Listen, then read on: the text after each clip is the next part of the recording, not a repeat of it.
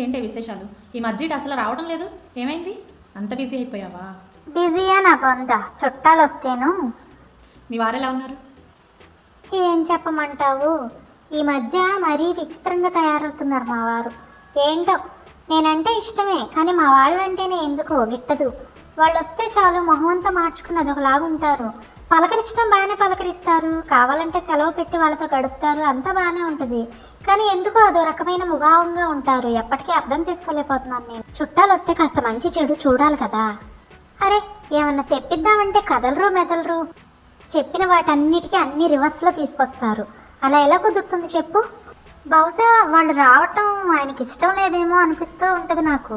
నాకెందుకో అలా అనిపించడం లేదే. అంటే సడన్గా చెప్పా పెట్టకుండా అనుకోకుండా వచ్చిన చుట్టాలని బాగా పలకరించి వాళ్ళ కోసం సెలవు పెట్టి వాళ్ళ పక్కనే ఉండి గడిపేంత గొప్ప మనసు అయితే ఉంది. కానీ వెంటనే సడన్గా నువ్వు చెప్పినవన్నీ వాళ్ళు ఎంత సడన్గా అయితే వచ్చారో అంత సడన్గా గబగబా నువ్వు చెప్పిన వస్తువులన్నీ తీసుకురావడం కోసం తన దగ్గర మనీ ఉందా లేదా అని నువ్వు అర్థం చేసుకుంటావు అనుకున్నారేమో. మనం ఇంపార్టెన్స్ ఇవ్వాల్సింది ఎవరికో తెలుసా?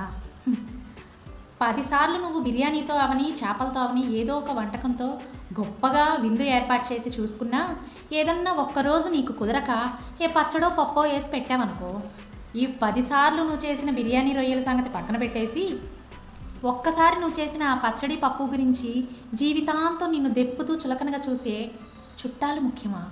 లేదు, తనకి ఏదైతే ఉందో దానంతటికీ నిన్ను యజమానురాల్ని చేసి తనకున్న దానిలోనే నిన్ను మహారాణిలాగా చూసుకునే నీ భర్త ముఖ్యమా? అలాగని మన అనుకునే వాళ్ళని దూరం చేసుకోమని నేను చెప్పటం లేదు. చుట్టాలు వచ్చినప్పుడు నువ్వు ఎంతలో చూసుకోగలవు, నీకు ఎంత స్తోమత ఉంది అనేది చూసుకుని అందులోనే ఎంత గొప్పగా చూసుకోగలను అనేది నువ్వు ఆలోచించవచ్చు కదా. ఫలానాదే చెయ్యాలి, ఫలానా రేంజ్లోనే చూడాలి అని అనుకోవటం ఎంతవరకు కరెక్ట్? నిజమేనే.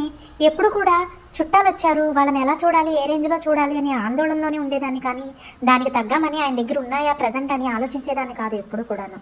తప్పే, అర్థమైంది. ఇక నుండి ఉన్నదానిలోనే పెడతాను. అర్జెంటుగా మా వారిని కలవాలి. బాయ్.